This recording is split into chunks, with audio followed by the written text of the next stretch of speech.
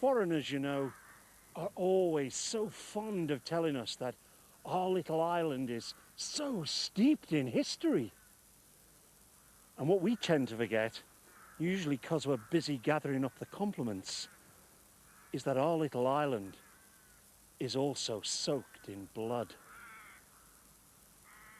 There aren't many places in this green and pleasant land that at some point in the past weren't green and distinctly unpleasant, usually for some poor soul who found himself on what was quite clearly the wrong end of a spear or a sword, found himself dying in a pool of his own spilt blood.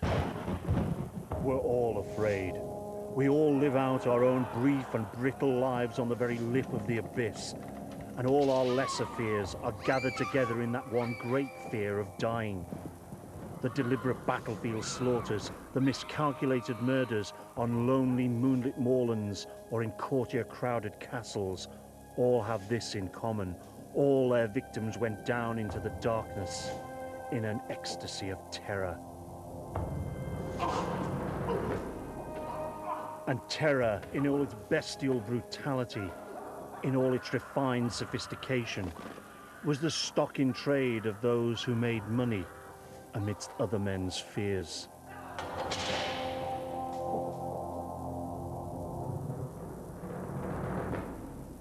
The castle terrorized and dominated the medieval landscape, and the tottering tower of our own lust have dominated our inner landscapes. Lust for sexual passion, lust for power, and the overwhelming desire to grasp the mandrake root of all evil, money.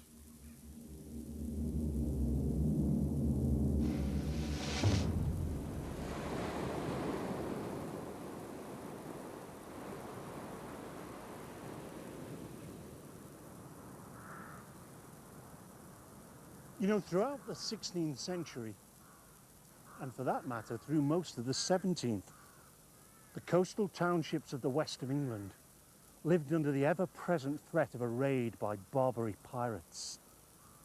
Their constant fear was that in the thin, grey twilight before dawn, ships would sweep down on their shoreline. Ships whose great banks of oars would sweep them silently across the flat, oily water. And as their keels ground up over the sand and the shingle, men would already be dropping down over the prow, down into the shallows and splashing ashore. Men who were the most merciless marauders ever to descend on this shoreline. Piracies existed since trading vessels first put to sea. Throughout the Middle Ages, a fat merchantman came butting through the grey waves of the narrow sea, fearfully watching to windward for the sudden swell of a sail that'd bring an Ostender or Dunkirker plunging down on them like a greedy gannet. But during the 1500s, a new threat appeared. Pirates from the long coastline of High Barbary, the long string of North African ports that spewed out some of the most callous crews ever to sail the high seas, the Barbary pirates. Their swift, powerful, predatory galleys haunted the western approaches, selling captive crews into slavery. The main source of captives, as far as at least the West Country is concerned, was the Newfoundland fishing fleet. Each autumn they would return from Newfoundland, some going straight home, others going via the Mediterranean and then home. And the Turks would assemble each year off the Scillies and Land's End, just waiting for these ships to come in. During the first half of the 17th century, they had a pretty easy run in that the Navy was in an appalling state at the time. Charles I did try and improve matters, but Parliament mistrusted him and didn't grant him the money to build more ships. So the Navy was in a pretty dismal state at the time and could afford little protection to its merchant seamen. Another problem was that as far as London was concerned, the West Country was exaggerating it all. It was just exaggeration, fear, panic, and there was an element of fear and panic, which paralysed trade during the 1630s. It wasn't so much the pirates were there, people were just too terrified to man the ships and to set sail in them. And terror was their most potent weapon in securing an undamaged cargo of saleable slaves, or if slave prices were low, a fine clutch of kidnap ransoms. But those who fought back met a screaming, slashing frenzy of sabres and cutlasses that sliced off collops of flesh and thudded down onto the bone. Entrepreneurial rage at being forced to literally cut back their profit margins. The sums varied enormously from about, say, £20, this is in money of those days, to about £300 or £400. To put that into perspective, a common seaman would be lucky to bring home £1 a month. So it's quite a substantial sum of money.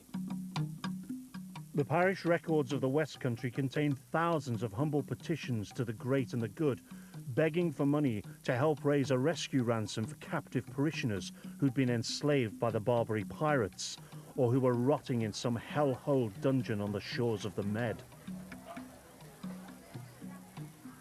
Now all this leads to one of those ponderous little points that you need to think about very carefully, and it's this. The historical record points up quite conclusively that the rosy-cheeked lads and lasses of the West Country were not too keen on being carted off into a life of slavery, deprivation and debauchery. Strange, I know, you would think in an area with a depressed economy and traditionally low wages, they'd have been rushing to take up these undreamt of opportunities working overseas. But the fact still remains. Slavery was not a popular career choice in Renaissance England. And it's not hard to see why. Lurid travellers' tales about the barbaric infidel were tenor tanner, and even the most cynical listener must have been appalled at the prospect that some were actually true. One of the standard practices for a medium sort of crime was to beat the soles of your feet. Your legs would be, your ankles would be tied to a bar, and they would beat the soles of your feet with a cane. But there is accounts of people being put to death by being stretched and a large cane used to beat their stomach until all the internal organs would burst and they would choke on their own blood. There's many, many barbaric ways you read about: pulling apart between two ships, setting fire to them, nailing them to the gates of the city walls, leaving them there for the dogs to pull to pieces during the night. So they were quite barbaric. This was if you broke their code. If you didn't break their code, they would treat you very, very fairly. The most comprehensive contemporary account of the treatment meted out to captive slaves is that of a Devon seafarer, Joseph Pitts. Pitts was captured by the Barbary pirates, and alone, friendless, waiting to mount the auctioneer's block, he realised he was beyond rescue, and that his survival would be dependent upon his own efforts. Years later, safe home in Exmouth, he wrote an absolutely astonishing account of his adventures, a true and faithful account, he claimed. And if only a fraction was true, then Pitts was a remarkable man, because he experienced, endured, survived, flourished, and eventually escaped from a set of circumstances that would have crushed a man of lesser spirit.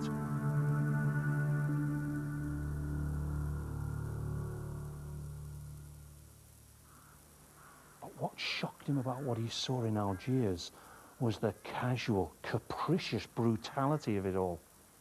He saw things which made his flesh creep.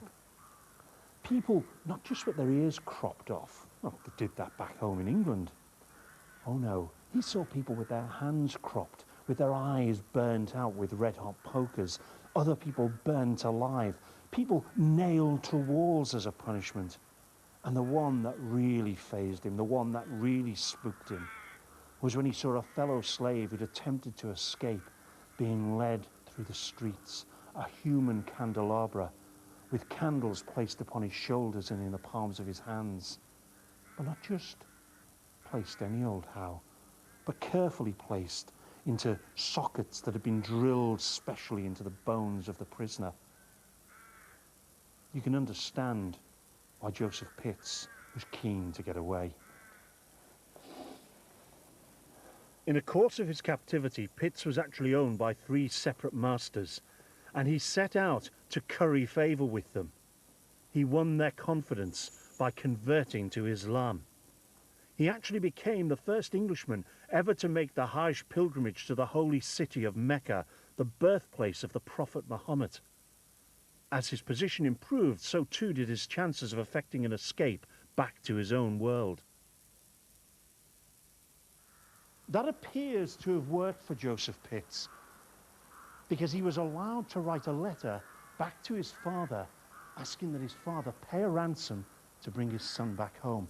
That's how we know all this, from that letter.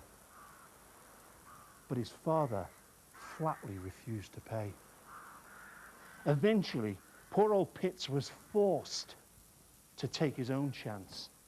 He stowed away on a ship bound for Italy, and then walked all the way from Italy back to the Channel, where he managed to get on a boat back to England. And you know what happened almost the minute he set foot ashore? The bloody press gang grabbed him. They dragged him off to be in the King's Navy. He was imprisoned in the great Norman keep at Colchester to await transfer to a ship. This time the aged parent did everything he could to help his son to freedom, and few can have cherished it more completely than Joe Pitts. But for all his misfortunes, Pitts was the lucky one. Unlike the thousands he'd left behind, he'd made it home.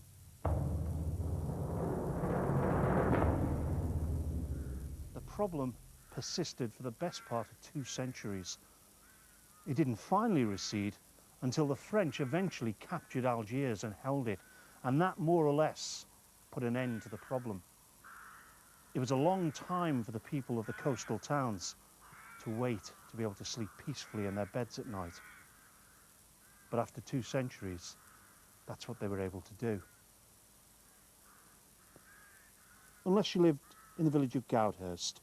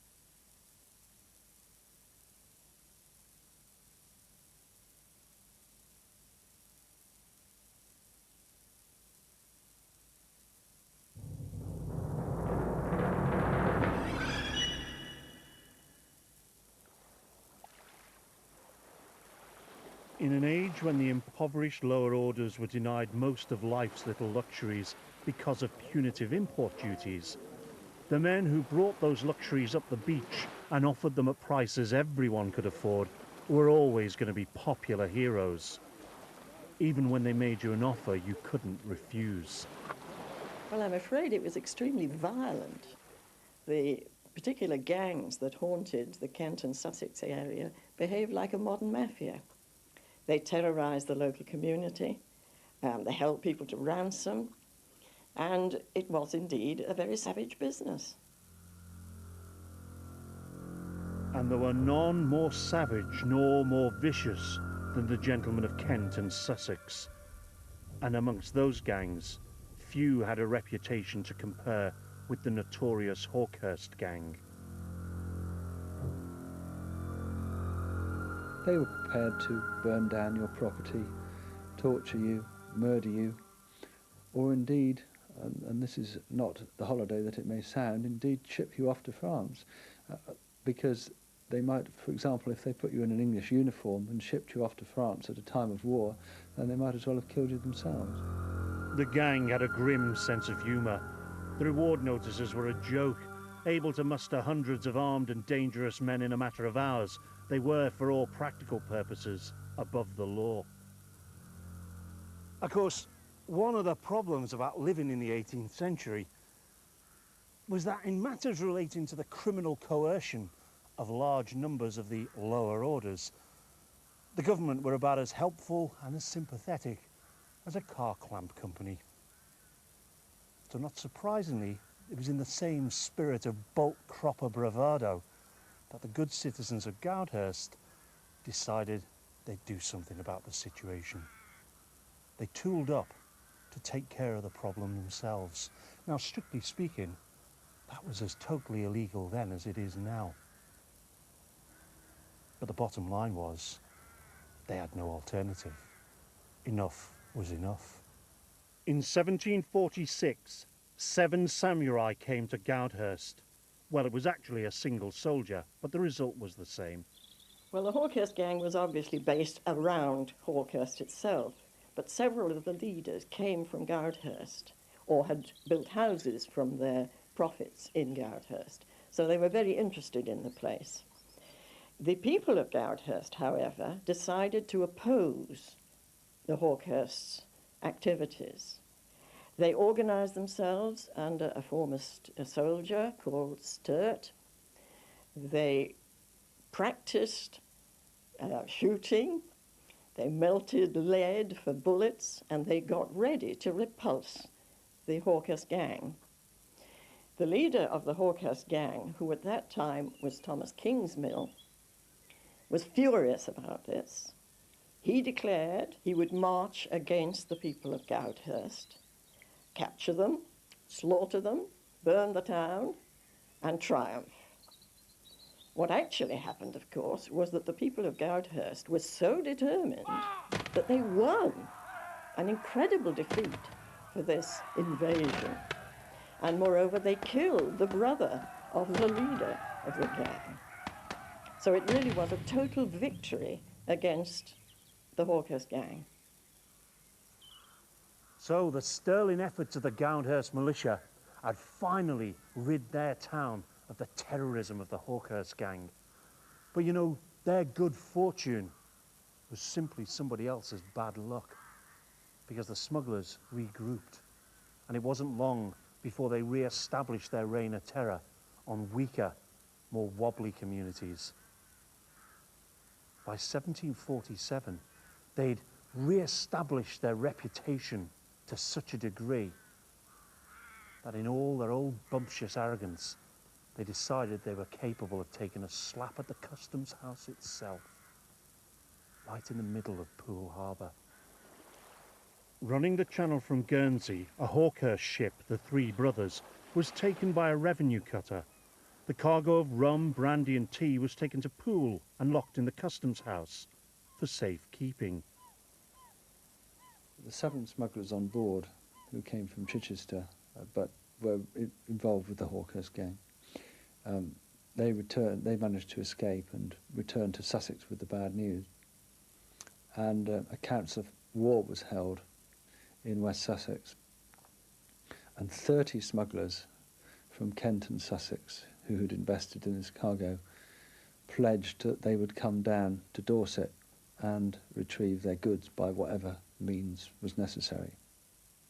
Armed to the teeth, 30 smugglers marched 200 miles to recover the confiscated contraband. As far as they were concerned, the customs had stolen their property. These people need teaching a lesson, and we're just the boys to teach them it. They burst open the doors of the customs house and under the nose of the revenue men carried off their goods. Well, one of the striking things is, of course, that they met no opposition. There was this warship there were people about. It was admittedly at night, but they were able to seize what they wanted from the custom house and then to set off. They went back to collect the horses that they'd left on the edge of the town, and they set off north towards London along one of their standard routes. They made a leisurely roundabout return, feted much of the way by sympathetic locals, especially at Fordingbridge. Well, as it happened, one of the people in the crowd, a 57-year-old shoemaker called Daniel Chater, knew one of the smugglers, Jack Diamond. They'd worked together somewhere at harvest time, and as a sort of goodwill gesture, Diamond threw Chater a bag of tea. Well, this made Chater himself something of a hero in terms of reflected glory, I suppose, because he actually knew one of these smuggling heroes. He probably boasted about it, and before long he found himself being whisked off to Sussex to give evidence against Jack Diamond, who by this time had been arrested and was in Chichester jail. Ordinarily, no one with two brain cells to rub together would cross the Hawkhurst gang, but the revenue scented a result. They persuaded Chater to testify and sent him with a customs officer to Chichester. Unfortunately for those two men, they happened to stop at a pub at Rowlands Castle on the Hampshire-Sussex border, where the landlady, Elizabeth Payne, was associated with the local smugglers. And she talked to them and guessed that something was up, sent for the local gang, who got Chater and Galley drunk, and then took them outside and tied them onto a single horse, rode off into the night, and subjected them to a prolonged campaign of the most vicious torture and ill treatment that you could imagine. The revenue man and his reluctant witness were repeatedly beaten and horsewhipped throughout the long night ride to Rake. And again, the Hawkhurst sense of humour enlivened the proceedings. As the badly beaten victims lapsed into unconsciousness, one of their tormentors kept squeezing Galley's wedding tackle just to hear how loudly he'd scream. By this stage of the game, Galley was in an appalling condition. Battered and bludgeoned senseless, he was continuously falling out of the saddle. One of the gang was for throwing him down a disused well and having done with him, but the others, they simply slung his body over the saddle of the horse and tied him to the cruppers and the pommel. And they carried on their journey, and they carried on the beatings. Eventually, one of the gang just happened to notice that William Galley was dead. They stopped, cut him down, and dumped his body in a shallow grave. And it was at that point, God help him, William Galley revived just enough to try and climb out of the pit. The gang were outraged. They hadn't dug this grave for nothing. They thrust him back in, and with his hands feebly scrabbling to keep the earth off his hideously swollen face, they buried William Galley alive. When they reached the Red Lion in Rake, Chater was tied to a post for 48 hours whilst the gang debated how to murder him, taking time off from their drunken deliberations to amuse themselves by gouging out his eyes and cutting off his nose.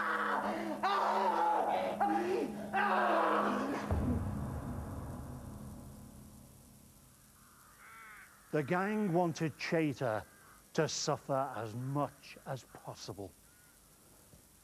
They took him to the well, and they lowered him with a rope around his neck, lowered him down and slowly throttled him to death. After 15 minutes, they cut the rope, and Daniel's body went rasping down the walls of the well to thud into the dry earth at the bottom.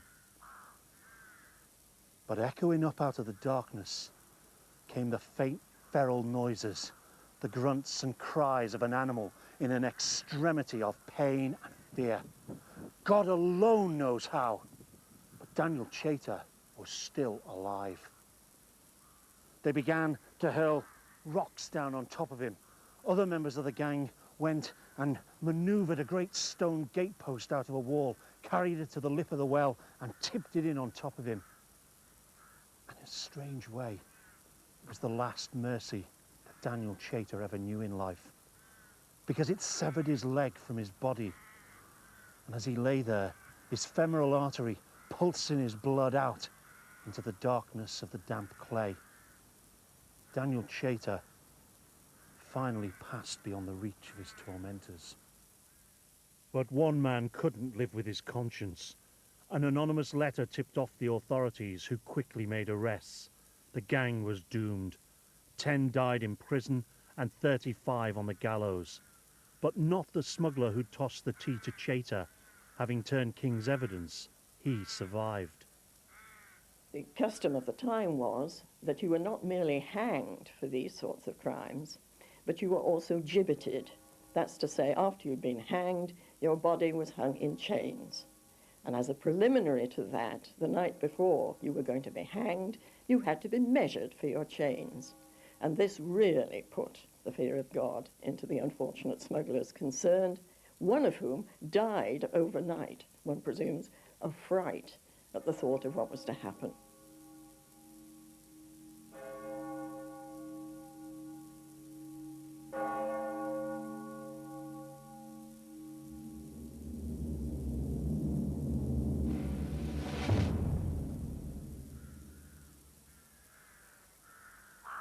Do you know, the next time you're watching Pride and Prejudice, or God forbid, actually reading one of Jane Austen's novels, here's a little thought you might want to hang on to. The age of reason in England, and you won't find it better expressed anywhere than in Jane's novels, the age of reason is something we tend to think of as being an age of exquisite elegance, of beautifully decorated drawing rooms, a place of impeccable good manners and refined good taste. Well, yeah, that's true, but it only extended to a very narrow band of English society in those days. What you have to remember is that while they were having their pianoforte recitals and drinking tea from Chinese porcelain in the drawing rooms, out in the woodland there were spring guns and man traps and people dying in agony. For centuries, many ordinary people had a right to trap game on common land. But when the gentry used the law to swallow up those customary, unwritten rights, many folk turned poacher and fought back.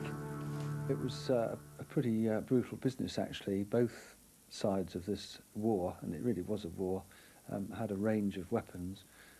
Both sides had guns. The poachers also had, for example, swingles, which were a vicious sort of flail-like weapon, which could be swung at an opponent and would wrap itself around the body or the legs, and could maim or break a leg or two, break arms, or even take someone's head off. But of course the gamekeepers had a rather unpleasant armoury as well.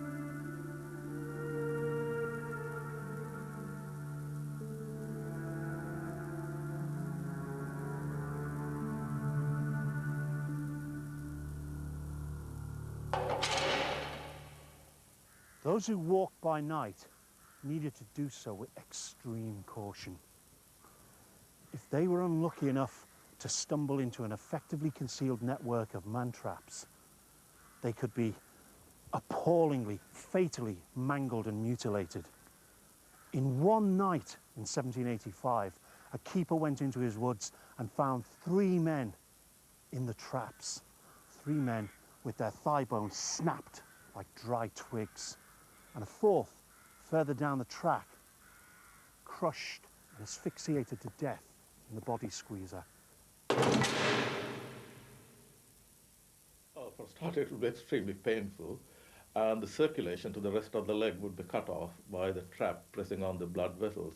So the person's leg would go horribly green and gangrenous and start smelling. And very soon, blood poisoning or septicemia would set in. That would be one horrible way of dying. Then, of course, the guy has no way of eating or drinking, so he would starve to death or probably die of thirst. And then hypothermia is a possibility if you're left out in the woods. Despite the commercial gangs, for many, poaching was a homemade, handcrafted crime. In areas such as Cranbourne Chase, the running of the deer was followed by men whose poaching skills were the local expression of deep-seated, long-held grievances against a greedy gentry. Well, Cranbourne Chase in the 18th and early 19th century was a pretty lawless sort of place. Down on the coast you had smugglers, but inland you had poachers and particularly deer stealers. Cranbourne Chase, a wooded area of course, was renowned for the deer which were protected by law, and poachers really took it as a challenge to steal the deer from their landowners. The keepers in Cranbourne Chase wore these remarkable garments called a cap and a jack. On their heads was like a sort of wicker, rather like a sort of honeypot turned up on their head, and that was to defend their head from the blows from the swindules. And then on their body they wore these enormous, again, sort of wicker or woven material jackets, which was a great protection.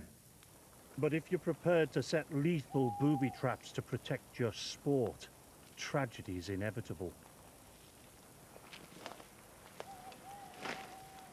It all began on a coldish November night in 1820 when two poachers, aged about 30, brothers-in-law actually, one was called Charles Smith, the other John Pointer, they went out looking for pheasants on Lord Palmerston's Broadlands estate. Well, that night, Lord Palmerston's gamekeeper, Charles Martin, planned to go out as usual, and he was planning to go out with one of his watchers, a young man called Robert Snellgrove. Well, Snellgrove was in his cottage waiting for Martin to arrive when he heard the sound of a gunshot. The loosely rammed, quieter charge would still have echoed through the dark woodland. Snellgrove was either a pheasant short of a brace or desperate to make a good impression on the gamekeeper. Either way, he set off into the woodland, alone and unarmed. Perhaps he only intended to keep his distance, keep watch, and see what he could discover. But when he found it was only two men, he saw a better chance to improve his prospects. He challenged them. Sensibly, they ran. And not so sensibly, Snellgrove gave chase. Snellgrove set off in pursuit, chased them for some distance, eventually caught Pointer, grabbed him by the shoulder, and no doubt Pointer struggled to get away, but was unable to do so. Smith, who'd got on ahead, came back, and he was the one with the gun, pointed his gun from a distance of just 4 or 5 feet, pointed his gun at Snellgrove's legs and shot him in the thigh.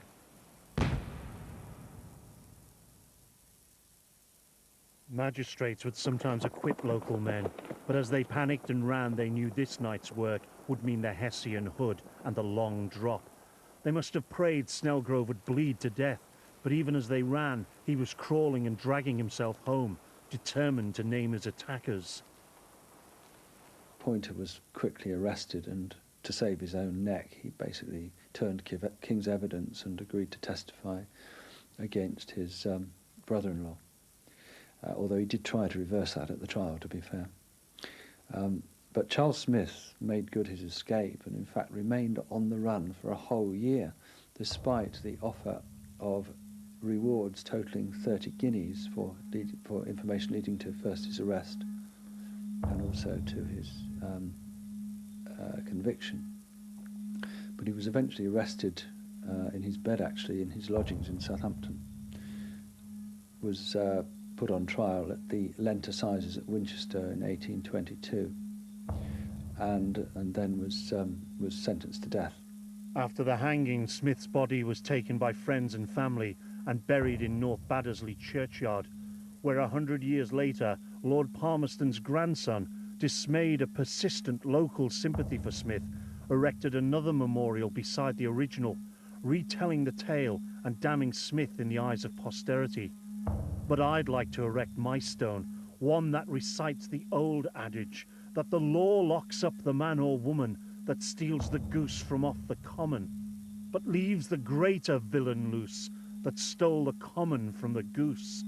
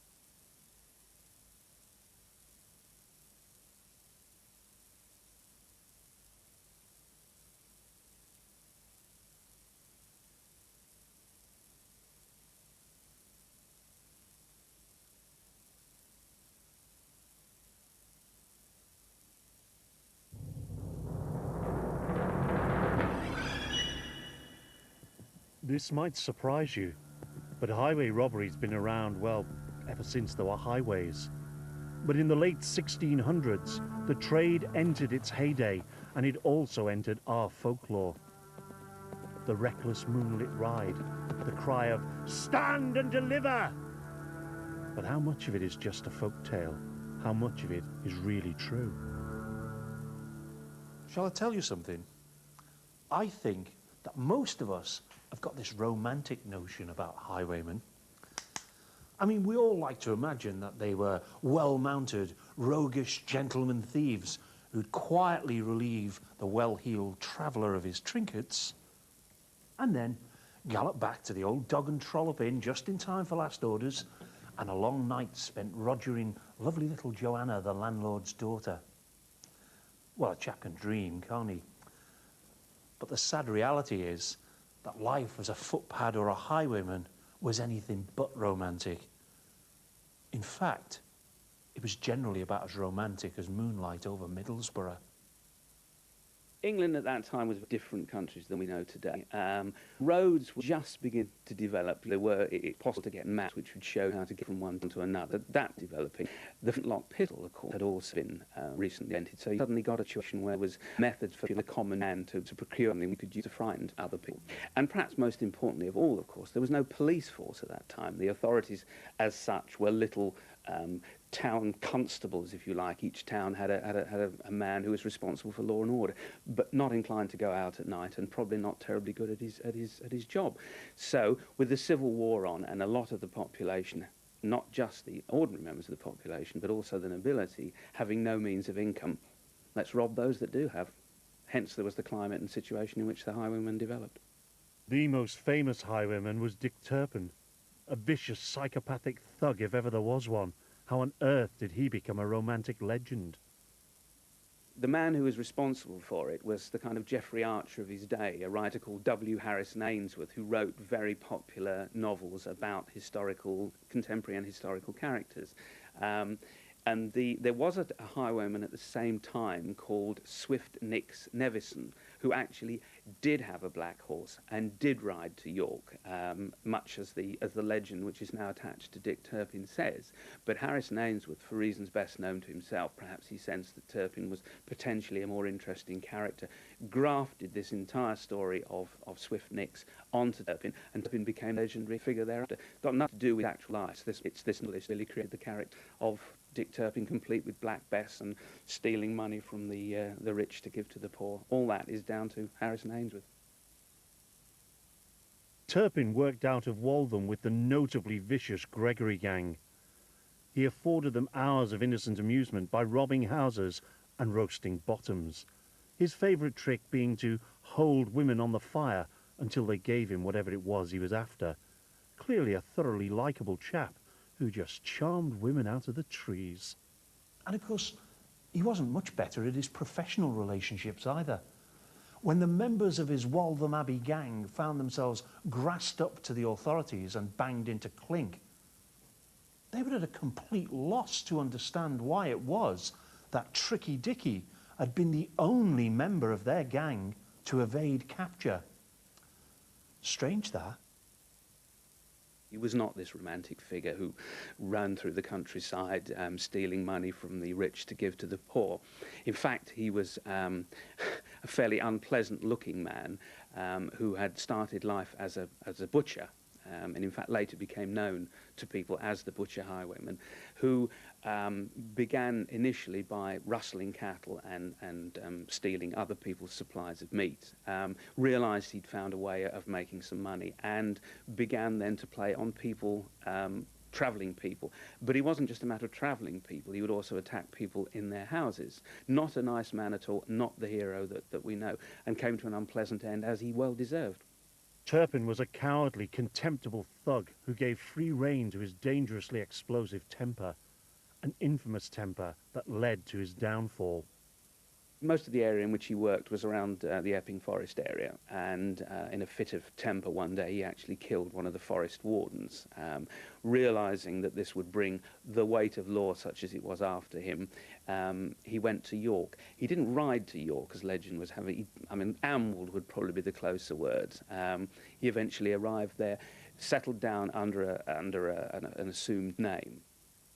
He's doing a bit of horse dealing. He changes his name to, we think it's John Palmer. I think there's a bit of confusion between the Essex accent and the Yorkshire accent because it gets spelt many different ways. But here he is up north, horse dealing. Unfortunately, the horses aren't actually his. He's stealing them and selling them on. But that's not what he's actually arrested for. I think most people were surprised to know that he actually was arrested for shooting a gamecock in a street. I think this was his bad temper coming out, and he just shot this cockerel for no reason. And a local said, you know, stupid thing to do, why did you do that? And he turned on him and threatened him. One of the most wanted highwaymen was banged up for a very minor offence. Not a bright boy was our Dick, but it gets better. Funny enough, I mean, he comes here in October 1738, still as John Palmer. Nobody knows that he's the famous Dick Turpin. And then he writes to his brother-in-law back down in Essex, asking for help. And his brother-in-law refuses to pay the postage due on this letter. So it goes back to the postmaster, who just happens to be his old schoolmaster, James Smith. Smith recognises the handwriting, has permission for the letter to be opened, and there's this letter saying, I'm in York Castle under the name of John Palmer, come and help. So Smith and another man from his home village head north, and they recognise him for who he is. He's still tried as a horse thief, though. They don't need to bring the other charges of highway robbery and murder, because they can hang him as a horse thief, and that's what happens. Mind you, he died well. He purchased a new suit for the hanging, and fine black suits for his mourners. He stepped off the scaffold into eternity and legend. Admittedly, greed was the spur that drove most men out onto the road. But in the case of the most infamous, the most outrageous highwayman of all, there was an even stronger motive at work: a woman's love. Lady Catherine Ferrers was, to my way of thinking, a woman born wholly out of her time. In the late 1650s, she took to the road. She took to the road for love of another highwayman, Ralph Chaplin, and together they embarked upon a reign of terror in the highways and byways of Hertfordshire. Lady Catherine Ferrers was the infamous, and if you ask me, the inspirational, wicked lady. Cat Ferrers was a high-spirited, mettlesome little mare, and if you know anything about horses, you know not to lock them away in a stable, even one as sumptuous as this. Looking at a 16-year-old girl who had recently been married to a nobleman considerably older than herself, and all the facts, such as they are, point to the fact that she became very bored with this elderly gentleman whose interest in life was certainly very different to hers, and looked for a bit of excitement, as any teenage girl would do. The suggestion is that she took to the road initially as a sort of gamble, you know, as a dare, let's see what I can do, because the first person she robbed was her own sister-in-law. And it really developed from there. She liked the life on the open road, chasing after people. It was hijinks, fun and games. Inevitably, her path crossed that of another highwayman. They met professionally by accident and began seeing each other socially, so to speak. It proved so successful that they elected to explore the possibilities of developing other mutually advantageous strategies in the field of personal finance initiatives. Cat Ferrers and Ralph Chaplin ranged far and wide across the highways of Hertfordshire, and as their reputation grew with every hold-up, so too did their love. On 2 counts, Lady Ferrers was in too deep for her own good. We are talking about a period where, you know, women were very much men's chattels. She would have been expected to just live quietly at home as Lady Ferrers. And she was one of those anomalies. That's not the way she saw her life. She wanted to share some fun, some high spirits, and took the dangerous route. She went out into the road at night to see whether she could rob people, and that's exactly what she did. During a badly bungled raid, her lover was taken. After his execution, Lady Ferrers became unhinged. Distraught at the loss, she began avenging herself on society in an orgy of destruction and violence. Now she earns the title, the Wicked Lady. She cold-bloodedly kills the constable who had captured Chaplin. But not long afterwards, it's Lady Ferrers who's the victim.